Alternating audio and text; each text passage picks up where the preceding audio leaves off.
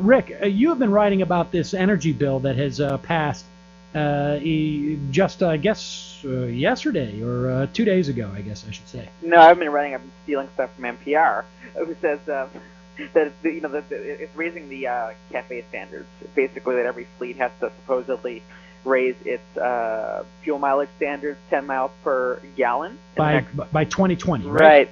But it turns out that there's basically a loophole big enough in that to where you could drive through a oil tanker fleet, right? Or you should have said like a Denali, like a Chevy Denali, like one of those big GMC SUVs or something. No, I think an oil tanker. Right, the National Highway Traffic and Safety Administration can basically decide if the companies have to do it or not, based on whether it is quote unquote cost effective for the nation. So kind of every year they get to decide whether this is going to hurt the car company's bottom line, and if they say it does, then it doesn't have to go through. And of course, that analysis is done by people who are probably from the industry in the first place, if it's the Bush administration. Let's hope not. Exactly. Well, and we also have a situation here where half of the agenda in this bill was not included, was it, Christy? I mean, they set out to have all sorts of taxes on oil companies to provide renewable energy, and that was already cut out of the bill. Yeah, it was cut out in the Senate, and it looks like that's not going to be included back into the discussion in the House, just based on the information, that we've got on what the negotiations are at the moment. The House this week, and it looks like Joe is really the one to watch. He runs the committee that they're going to be doing the markup on the bill on this week, and beyond the spat that he and Ed Markey from Massachusetts are having on all of the standards for mileage, most of it's been settled in committee. So it's really been kind of a behind the scenes trading going on with this bill, much more so than we've seen for a while. But that's, Dingell's very old school in how he deals with things in Congress. And if he wants to get higher standards, I think he's probably the one that could strong-arm them out of Detroit. It's just a question of whether that's something that they're going to fight for or not. And at the moment, it doesn't look like it is. So in the final analysis, is this bill going to be meaningful in any real substantive way? I think there are some things that are good about the bill. The fact that it is pushing, some changes, although there won't be changes for 13 years. But they are, pushing towards something. I think the market, in the way that a lot of the hybrids are being snapped up by folks, and a lot of the lower mileage or the higher mileage SUVs, the smaller ones, are being purchased. I think that's really going to push things even faster than Congress is in the next few years.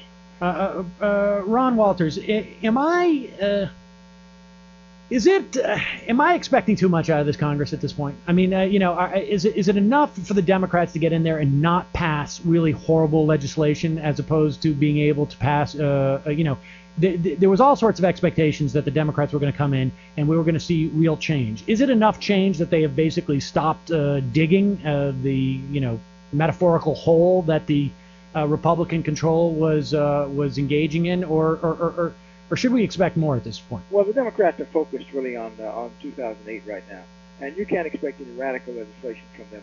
Just look at this oil bill. There are really two things involved here. One is American people are experiencing high oil prices. How is this piece of legislation going to deal? How tough is it going to be, for example, on the oil companies? And they passed something which says that, well, it gives more power to the Congress to investigate that, but nobody knows what manipulation means. So it really results in being a kind of a bully pulpit that they're going to exercise. The other thing is it comes down, I think, strong, giving monetary incentives for the hybrids. I think the hybrids are going to be the big thing, and I think it's not the legislation that's going to drive that. I think she's right. It's the market, and I think the market's going to do more than this piece of legislation. And of course, had the higher CAFE standards been implemented 10, 15 years ago, the American car companies would probably be in much better shape right now. It would. The question of enforcement. Right now, as it's been said, 10 more miles per gallon. That brings it up to 35 miles per gallon by 2020. But again, it's a question of enforcement. How tough are they going to be on the oil companies and the auto industry? Right. Sam, the thing that was really the most disappointing was that they also stripped out the support legislation for alternative energy development. They initially had that in. A lot of the alternative energy, developers at this point have done some remarkable stuff with solar energy and with wind power especially. And, with that support, they were going to be able to do a lot more development in terms of tax breaks and, revenue enhancements and the sorts of things that the oil industry has enjoyed for years. And they stripped that out of the Senate. I'm hoping that they're going to add that back into the House so that when it goes to conference, they'll have to at least have some of that. But I haven't heard whether or not that's going to be in the bill in the House or not. And that's something that, folks could call in to their representatives and really push for. And that was a function of because those funds were going to come from taxing the oil companies because the Democratic Congress has basically imposed pay-go rules, and everything needs to be essentially revenue neutral at the end of the day. Right.